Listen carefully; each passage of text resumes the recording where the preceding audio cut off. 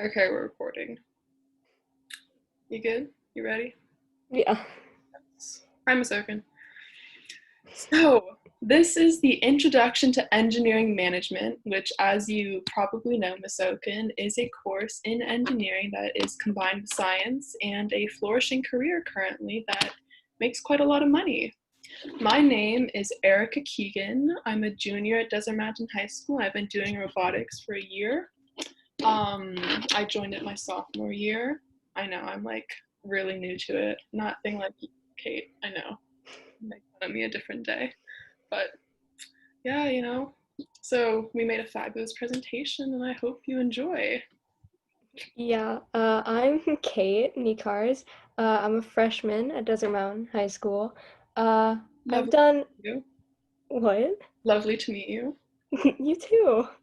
Uh, I've been doing robotics for a couple years, but it might be a little different this year.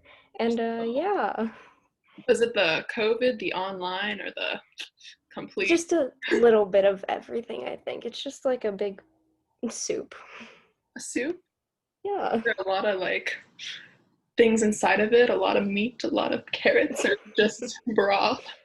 Yeah. Yeah. Just broth. I don't know anymore. All right. Yeah, I mean, personally, I like stew with a lot of meat, but not everybody. And potatoes. I'm Irish. Potatoes are very important. Yeah, I'll agree with that. I'm not Irish, but potatoes are great. Okay, back to the presentation. Back to engineering management. We had these really cool stats. There we go. So, as you told us, we had to do a minimum of 2 slides talking about a day in the life of whatever career path we chose and to describe that. So, the next 2 slides are about a day in the life, hence the title with the little one in the corner. So, an engineering manager, which is what it's called when you have an engineering management degree or a degree in engineering, is a person who will be in charge of meeting with other teams and the leaders of those teams as well as the employees in order to come up with products and make project decisions. So, say that you have to come up with a new design, then you're going to meet with a specific team and coordinate with them to see what's going on. And so, on top of that, it's really important to make sure that your executives and your boss understand what's happening. So, you'll often have a one on one meeting with a certain executive just to catch them up on what's happening. So, say one day an executive can't make a meeting, like the other manager of another team can't make a meeting, then you'll have a one on one report and you'll basically let that person in on what's happening and what changes have been made. And sometimes you'll have a group meeting talking about, oh, this is what is happening right now. This is what I talked about yesterday.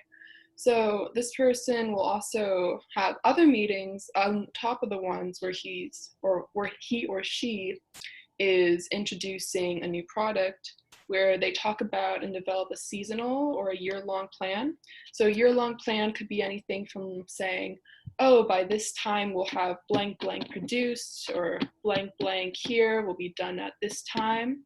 And a seasonal plan is more like, what can we keep up with the season? So maybe if a product is more interested in by consumers during the spring, then you'll create a seasonal plan to manufacture more during the spring, or create a product that's allocated towards spring consumers. Or if it's in the winter, say you're creating a new snowboard, then you're going to specify that during the winter you'll focus full time on creating a snowboard or skis or anything that you're developing at that time, which again you will discuss in a project report with your executives to let them know and fill them in on the situation.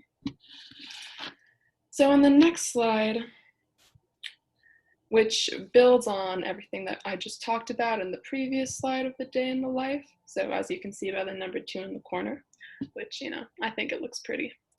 So the engineering manager, like a manager does in multiple companies, they are the ones that supervise the other employees. So on top of being a manager, they're also kind of a teacher in a way, because they're going to have to let you know when you're doing something wrong and let you know what you have to do right. So basically, they supervise other employees to make sure everything is running smoothly in the company and that things are going as they're supposed to be. Because when things are time consuming, you really need to make sure that no time is wasted and everything is produced in an efficient manner that allows for you and the company to meet your revenue standpoint, and to allow the fact that you need to be able to have the ability to please your consumer or whatever client you're doing. Or perhaps your executive gave you a deadline, or your boss gave you a deadline, and you have to meet that. So the engineering manager is in charge of telling the employees and making sure that everything is working in a timely fashion, and that everything can be produced or manufactured during that time and in that time period, or else people are going to get fired. Because let's be honest, no boss likes it when their employees aren't keeping up to what they want. It just doesn't end well. You lose your welfare, you lose your job, you lose your raise, you lose your bonus, and then you're unemployed. And that's not a good thing to happen during COVID, let me tell you. So, as well as making sure that everything's running smoothly and things are keeping on track, they're also in charge of creating future concepts, like I touched upon in the year plan and seasonal plan. So they're in charge of developing future concepts and products. So it could be, maybe you're making it like this, I'll use a snowboard example. So maybe you want to add an extra curve to the snowboard because, and I'm no snowboard expert, I've never snowboarded or skied in my life, but maybe you want to add an extra curve because it makes it go a lot faster. So to do that, you'll have to meet with your crew or just some other teams from other managers from other teams and discuss what you want to happen and what product you want to make. So it also involves you to have a very creative mind to come up with these ideas, because as well as looking out for the people and kind of instructing them on what's happening, you need to be able to have the ability to come up with a product that people are going to buy and what's needed to be produced at that time in order to meet revenue point and to get your bonus. So overall, you really need to be creative in this job. It's not the most, well, I wouldn't say overall actually. I would say it's something that you need to have an open mind about so you can identify a problem and be able to come up with a solution to fix it without aggravating the rest of your team and causing teamwork to decrease and therefore causing efficiency to become more lax. So whenever you design a product, obviously, you're going to have human error.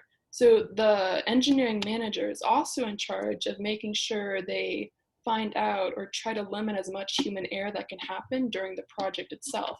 Because if you manufacture, say, 10,000 snowboards, but they all have one little error that makes the entire product useless, you're going to get one, fired, and two, have a bunch of snowboards that don't have any purpose and have to be recycled and thrown out. And you've just wasted a lot of money, so I don't think you'll get a recommendation letter to any other company. So working on human error, again, that's really important. It's a thing that happens. There's always going to be a percentile where you can have human error happen, so it's really important to work it out. So you talk with other executives, you talk with your employees, you make sure everybody knows what's happening, and then you yourself review it to make sure on the final product that nothing's going to go wrong. So you talk with a bunch of other teams. You could talk with your programmers, your executives, you could talk with the industrial engineers themselves, you could talk with the people that are in charge of making the overall blueprint or layout of the product. It's a lot of people.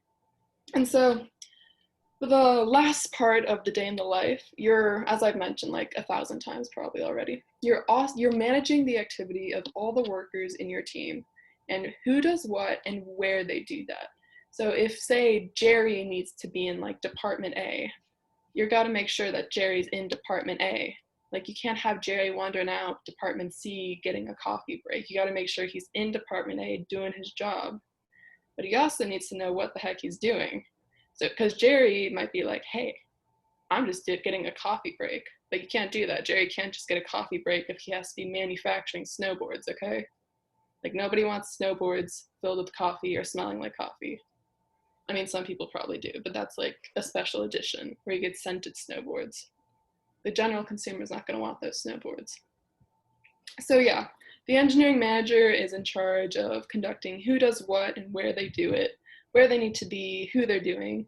So they need to definitely have a open like personality that's authoritative but also friendly, because if you're not friendly or at least on good terms with your employees, then no one's going to respect you and no one's going to listen to you, and it's just going to cause a bunch of havoc.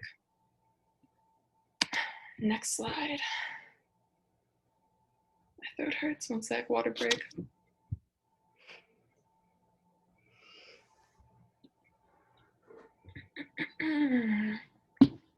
So again, it was to our understanding that there needed to be multiple slides about job opportunities. So for the first slide here, we are talking about education salaries that you need if you were interested in becoming an engineering manager. I know I'm usually interested in what salary I need typically because, I do want to retire before I'm like 80 and I want to retire well and I want to like have money to do stuff and not have to work. It's a big goal of mine, not gonna lie. So, salary is very important to talk about. But education also is because you want to know what college you want to go to, what's more important, what degree you really need to focus on. So that's what we talk about in this slide. So if you're interested in being an engineering manager and you're getting interested in the overall career path of an engineering manager, you're required to have at the very least a bachelor's in engineering management or engineering itself, which are two separate degrees. Of course, engineering is more broadly scoped, so you could probably specialize in something else. Say, I actually don't have an example for that, I'm sorry. But if you figure out or decide that engineering management just isn't for you, like you've been in the company for 2 years and you're like, I hate this. Why did I choose this? You could probably go to another one. Whereas if you get a bachelor's in engineering management, you're kind of stuck on that path because it's all you specialized in. I mean, you still have a bunch of specializations, but you're kind of more like little narrow scope. This is engineering management. You gotta pick your poison. But, well, not really poison, but, not the tastiest drink. But engineering management degrees, I believe, don't quote me on this 100%, but I believe that they would have a better chance at getting a job for engineering management simply because they have that specialization. So it opens up job opportunities for you that wouldn't be available if you only had an engineering degree. So on top of this, after you get your bachelor's, you usually want to get either your MAM, which is known as your Master's in Engineering Management, or even a MBA, which is a Master's in Business Administration. And you're probably thinking, why the heck do I need an MBA if I'm going into engineering? So it's a good question, but engineering management, the key focus on the last part is management. And business is all specialized in about managing a company and managing certain roles. So that's how come it's more common for people to also get an MBA or instead of an MAM if they want to specialize more in the management section of engineering. So if you're interested in an MBA, it could also open doors into a business field, say whatever business field. I don't have a specific example. So if maybe you decide, hey, I don't really like engineering, but I'm pretty good at management.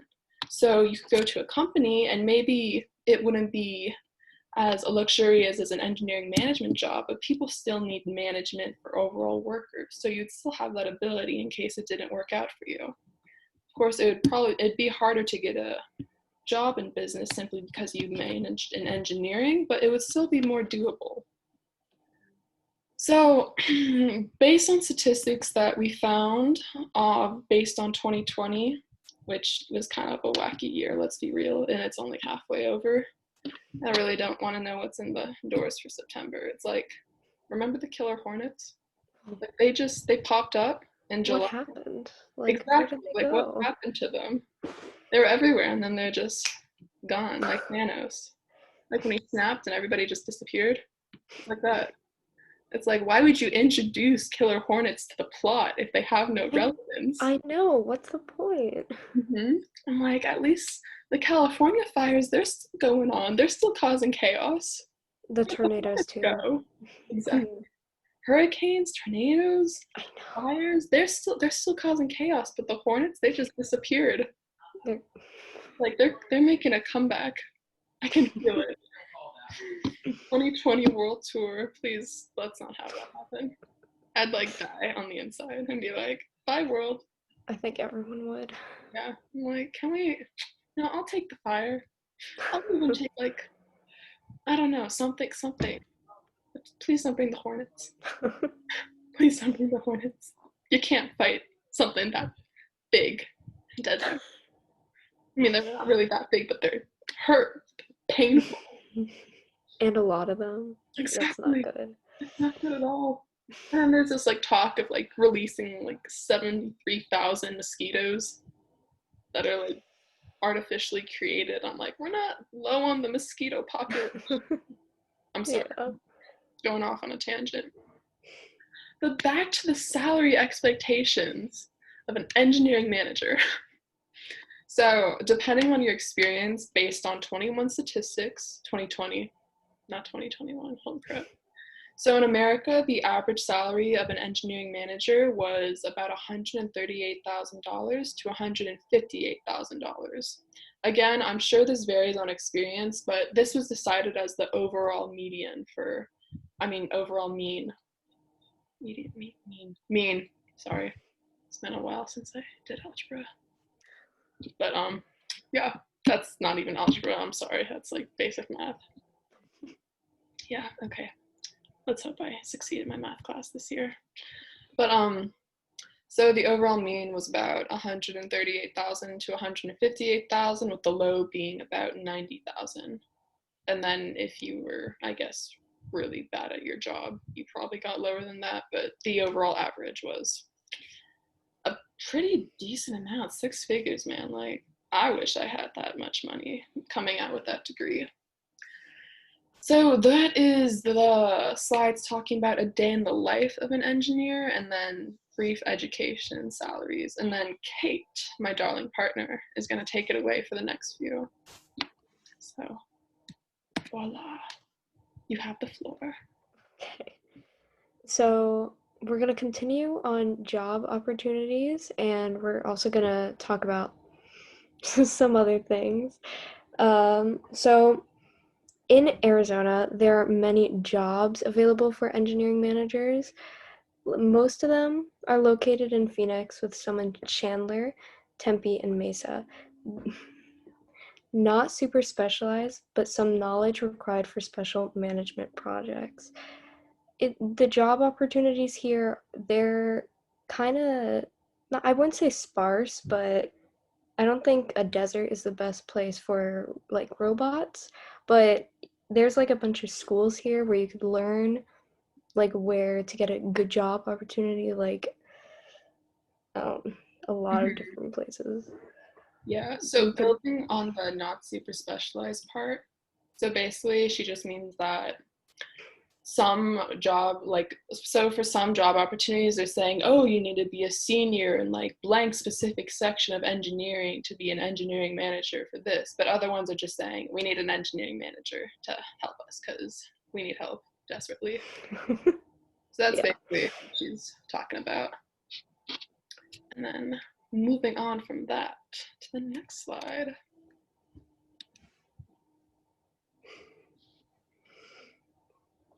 So, is engineering management good or bad for your future? We thought it was a good career to pursue because it has a paying salary, and it has mostly a bunch of open job positions available, like spread throughout the country. You could probably find one if you search. And with it being such a large field, and with it expanding with technology like improvements and more people needing robots for different day-to-day tasks, managers are probably going to be needed more to sort out more projects for different experiments, I guess, or more just projects in general. Oh yeah, definitely.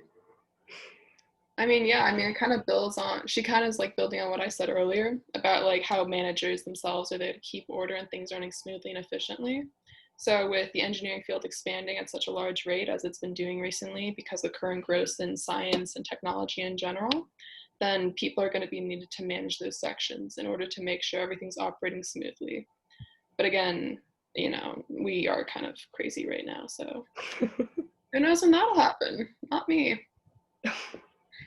So our final slide is basically just talking about our sources and our information, because if you want to read that, it's pretty interesting. As you can see, we got our salary from like right here, that fabulous link. And then these are just information. This is just information about engineering management in general. So some are talking about, oh, news about it. Other ones are talking about, oh, your career path. The other ones is like, oh, education. So basically just some broad knowledge if you're interested in that. So yeah, that's it. That's our presentation. That's our presentation. Yeah. Amazing. Thanks for joining us, Miss Oken. Thank you. Yeah.